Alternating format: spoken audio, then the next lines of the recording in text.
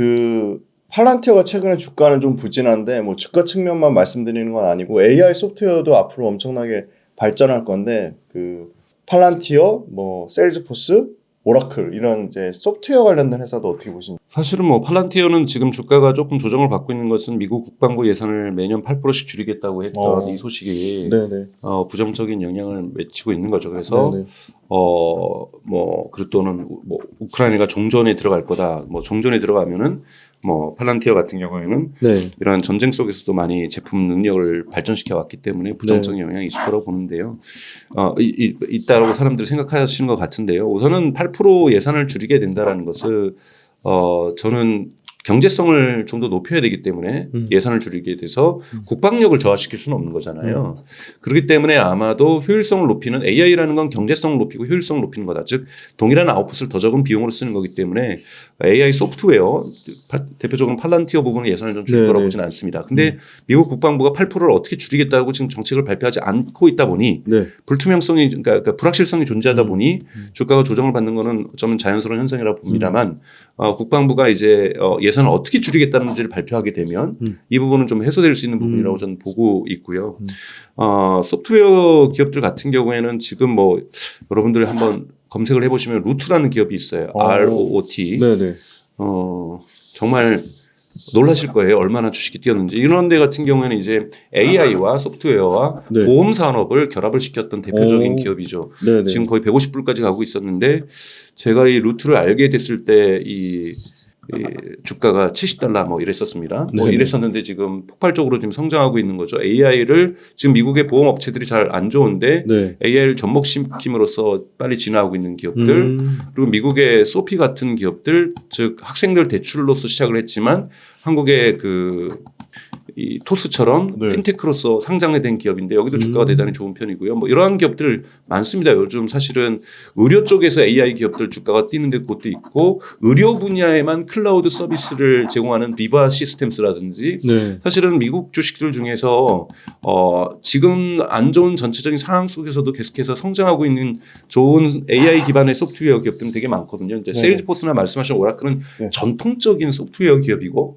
AI 전환을 하려고 하는 것이지 AI 기업이라고 볼 수는 없는 거고요. AI 전문성들을 띠고 있는 또는 AI가 접목되면서 그 시장에서의 어떤 중심축으로서 성장하고 있는 기업들이 대단히 많다라는 부분이고요. 그래서 미국 주식들 여러분들 너무 큰 뉴스 중심으로 보셔서 그런데 사실 이러한 작은 전문 기업들이 성장성들과 주가 성장력들도 대단히 좋은 기업들이 많다는 걸 좀 말씀을 좀 드리고 싶습니다. 전기차 관련돼서는 이제 국내 배터리 업체들 뭐 LG 에너지솔루션, 삼성, SDI, SK온이 워낙 미국 포지션이 크기 때문에 미국 완성차들이 잘 팔려야지 당연히 국내 배터리 업체들도 계속 좋아지는 거잖아요.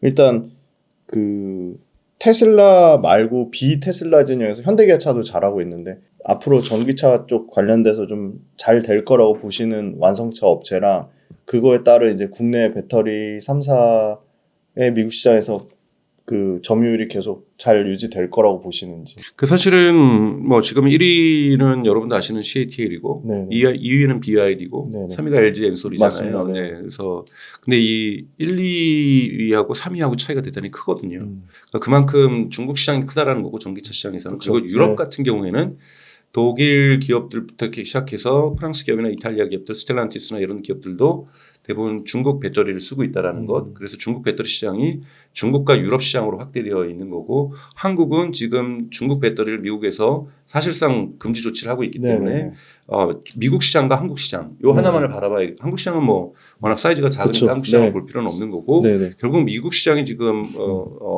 목숨을 걸고 있다라고 해도 과언이 아닌데 독일 기업들도 미국에 수출하는 차 같은 경우에는 이제 중국 배터리를 안 쓰기 때문에 한국에게 기회가 있는 거죠. 그런 부분에서 미국 시장 전체에서 한국 배터리 시장의 어떤 기회는 있는데 우선은 뭐 스텔란티스는 여러분 아시는 크라이슬러하고 집을 갖고 있는 기업이죠. 그러니까 미국에서는 이탈리아에서는 피아트를 갖고 있고 프랑스에서는 시트로엔과 푸조를 가지고 있죠. 그런데 이 기업 자체가 유럽에서는 전기차 비즈니스를 시작을 했음에도 불구하고 미국에서 크라이슬러하고 집에서는 제대로 된 사업을 올해부터 2025년부터나 지금 시작을 하게 됩니다.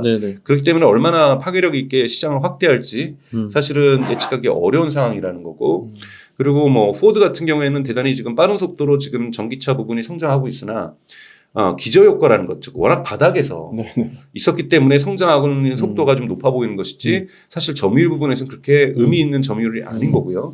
GM도 그거는 마찬가지고요. 그래서 대단히 안타까운 상황이고 오히려 여기에서 좀 무서운 거는 물론 현대기아차가 잘하고 있는 게 가장 중요하고요.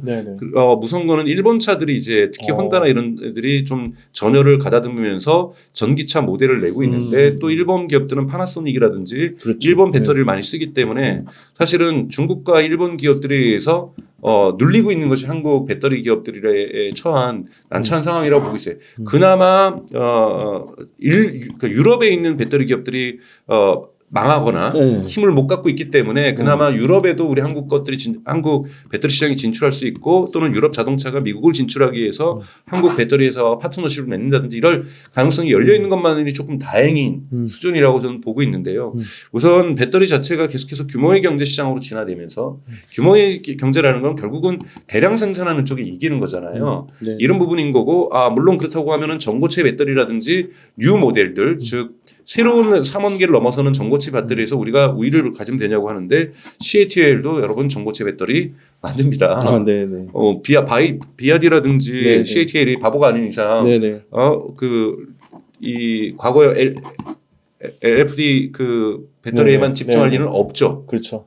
심지어는 CATL은 3원계도 만듭니다. 중심이 아니라서 그런 거죠. 그렇기 때문에 이 부분에서의 쟁탈전 부분에서 중국이 오버캐파시티라 할 정도로 아주 과잉 생산한다 할 정도로 대량 생산하는 것, 평균 가격을 낮추는 것 대단히 경계해야만 할 부분이라고 저는 생각이 들고요. 그나마 미국 기업들이 자동차 기업들이 트럼프 행정부에서도 전기차 보조금이 없어질 수 있다는 아직 확정된 것이 아니라 위협 속에서도 전기차 부분에서의 매출을 증가시키고 있다는 부분들은 아직까지는 그래도 의미 있는 부분이라고 볼 수가 있고요.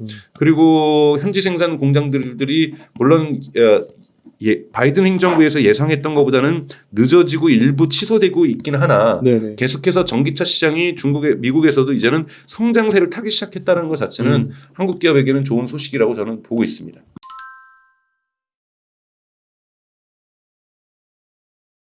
앞서 CATL하고 BYD도 말씀 주셨는데 이 중국 관련된 배터리 기업들 아니면 뭐 중국 관련된 이 자율주행 뭐 소프트웨어 기업들 이런 기업들이 얼마나 좀 이 기술력이나 글로벌 시장에서 확장성이 있다고 보시는지. 그러니까 미중 갈등이 존재하는 이상 이 중국의 소프트웨어 파워라든지 전기차에 대한 어떤 파워들 같은 경우에는 확장성 자체가 100%라고 볼 수는 없는 거죠. 그러니까 미국을 제외한 기업에서 들어가야 되는 건데요. 우선 요즘 중국의 이 자동차 기업은 EV라는 전기차, Electric Vehicle이라는 단어에서 EIV라는 단어를 쓰기 시작했어요. 그러니까 Electric Intelligence Vehicle. 그래서 전기 지능 자동차 또는 전기 인공지능 자동차 그만큼 소프트웨어 SDV라는 전문 용어를 썼었죠. 소프트웨어 드리븐 베이클이라는 단어보다는 EIV라는 단어를 쓰기 시작했거든요.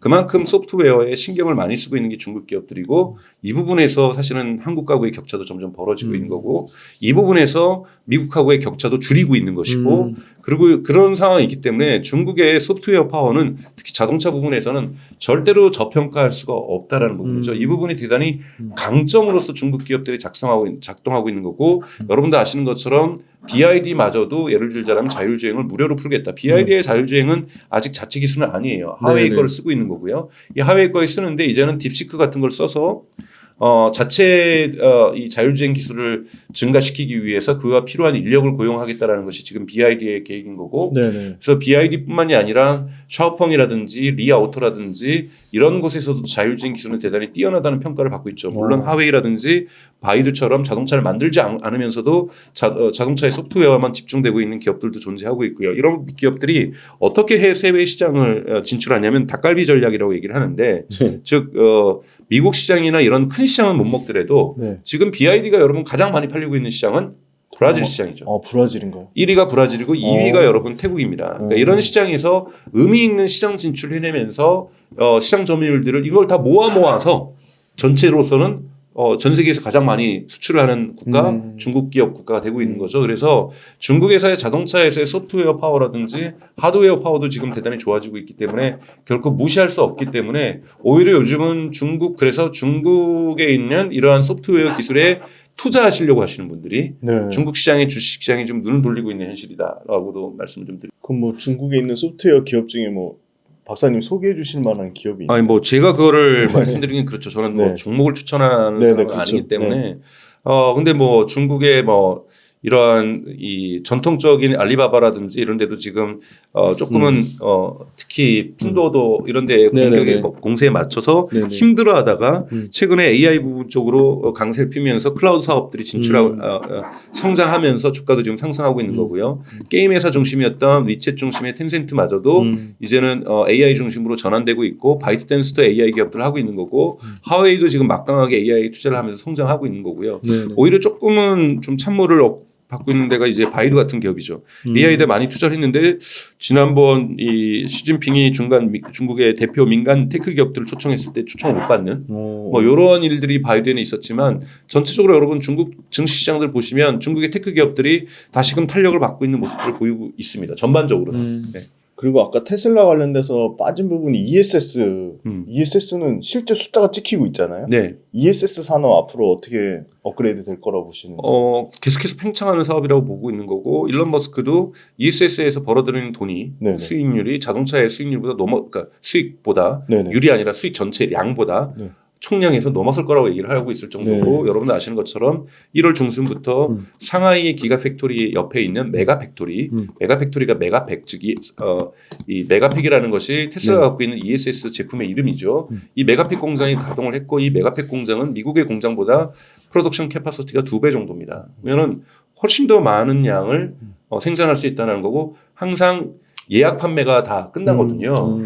그러니까 보통 뭐 길게는 1년 전 예약 판매가 1년 이후에 예약 판매가 끝낸다든지 짧게는 6개월 정도의 예약 판매가 다 끝나기 때문에 계속해서 시장은 팽창하고 있기 때문에 재생에너지 시장 자체가 ESS 사업의 테슬라는 대단히 밝고 여기서 사실은 이 많은 수익들을 가져올 거라고 저는 보고 있습니다.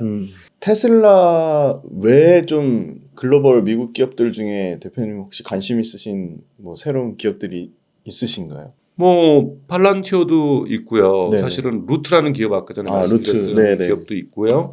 그 다음에 소피도 저는 개인적으로 관심이 있고요. 그다음에 메타도 관심이 있고요. 뭐 크라우드 스트라이크라는 기업도 관심이 있고 여러 가지 기업들이 많죠 사실은. 돈이 없어서 투자를 못할 뿐이죠. 이 크라우드 스트라이크는 어떤 회사인지 소개해 주실 수 있나요?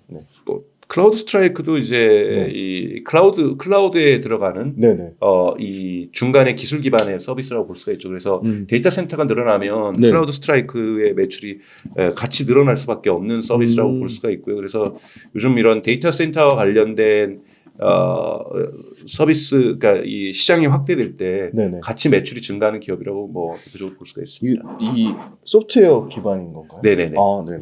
그리고 이제 마지막으로 그 비트코인 어떻게 보시는지, 비트코인 또 최근에 또 가격이 회복됐더라고요. 비트코인 어떻게 보시는지 궁금하고 한국 주식과 미국 주식의 어떤 포트폴리오 배분 어떻게 하면 좋을지. 최근에도 그 테슬라 분할로 계속 사고 계시는지도 궁금하고. 비트코인은 샤오펑은 어떻게 하셨는지도 궁금합니다. 여러 가지 질문을 복합적으로 주셨는데요. 그 비트코인은 뭐 제가 정말 가상화폐 전문가도 아니에요. 가상화폐 전문가 아니고 뭐 점시장 아니고 저는 중간에 뭐 상승장이 있을 때 돈을 잠깐 묻어놨다가 조금 증액되면 이걸 가지고 다시 테슬라 주식을 사거나 뭐 팔란티어를 사는 쪽으로 비트코인을 활용할 뿐인데요. 그만큼 투자 자본이 제가 많지가 않기 때문에 투자 자본이 많으면 충분히 저는 비트코인이라든지 알트코인들도 투자할 가능성이 있다라고 말씀을 좀 드리고 싶고요. 이 영상이 이미 나온 다음에 나오기 전에 이제 이루어지겠죠. 3월 7일 이 가상화폐 정상회의 백악관에서 열리는 이 부분이 가장 중요한 회의라고 보고 있고 여기서 어떻게 트럼프 행정부가 비트코인과 관련된 또는 가상화폐와 관련된 전략들을 확정하는가에 따라서 비트코인은 이제 상승세로 돌아들 가능성이 저는 있다라고 저는 생각이 들어요. 지금까지는 기대치였었는데 그 기대치가 해결되지 못하면서 꺾였었다라면 이제는 이 기대치가 구체적으로 현실화될 수 있는 타임라인과 플랜들이 좀 나올 거라고 보고 있고요. 여기에 맞춰서 가상화폐의 명운이 좀 바뀔 거라고 저는 보고 있습니다. 그리고 뭐 저는 테슬라 분할 매수 당연히 하고 있고요. 개인적으로 네. 꾸준히 하고 있고요. 네네. 특히 요즘 같은 좋은 때에는 하고 있고요. 네. 뭐 한국 주식과 뭐 미국 주식의 포트폴리오를 어떻게 해야 되냐. 제가 뭐 전문 투자자가 아니기 때문에 제가 말씀 좀 드리긴 그래요. 저는 한국 주식을 한 번도 태어나서 사본 적이 없습니다. 그래서 한국 주식을 평가절하하는 건 전혀 아닙니다. 제가 뭐 운용 자산이 많으면 충분하게 뭐 조선업이라든지 이런 데 뛰어들 수 있는 데들이 많은데요. 저희가 뭐 주식을 그때그때 시황을 보면서 투자를 하는 스타일이 그렇죠. 아니기 때문에 네네. 제가 한국 주식을 얼마나 비율을 가져야 되는 말씀을 드릴 수는 없고요. 미국 주식도 마찬가지예요.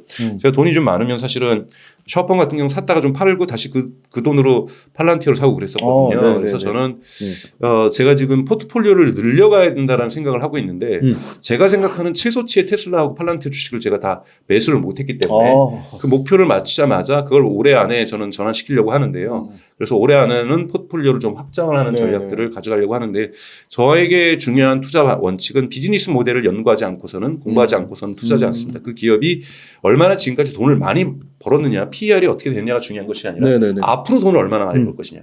여기에 대한 공부와 스터디가 반드시 있어야 되는 거고요. 그 다음에 재무제표를 보는 거고요. 그 다음에 이제 저도 이제 요즘은 차트 공부를 조금 해서 차트를 마지막에 봅니다. 그러니까 마지막에 봐서 언제쯤 사야 될지 어떻게 분할 매수를 하는 사람들에겐 차트는 이렇게 단기간 차트가 중요한 것이 아니라 지금이 전체적으로 분할 매수할 구간인지 아닌지를 결정하는 정도에서만 전 차트를 보고요. 그렇기 때문에 가장 중요한 것은 미래의 수익을 얘기해 줄 수 있는 비즈니스 모델의 건강성, 비즈니스 모델의 확장성, 그리고 비즈니스 모델의 잠재력을 보는 것이 미국 주식을 투자할 때는 가장 중요하고 그 다음에 재무제표를 보면서 현재의 재무적인 건강성들은 어떤가를 보는 것이 맞다고 저는 보고 있습니다. 네, 오늘 재밌고 새로운 기업들 많이 알려주신 것 같아요. 한번 저도 이 루트란 회사랑 비바 시스템즈 그리고 크라우드 스트라이크 공부를 좀 해봐야겠습니다. 네, 이렇게 해서 장시간 동안 미국 주식과 다양한 그 산업에 대해서 인사이트 나눠주신 황정수 박사님께 진심으로 감사드립니다. 고맙습니다.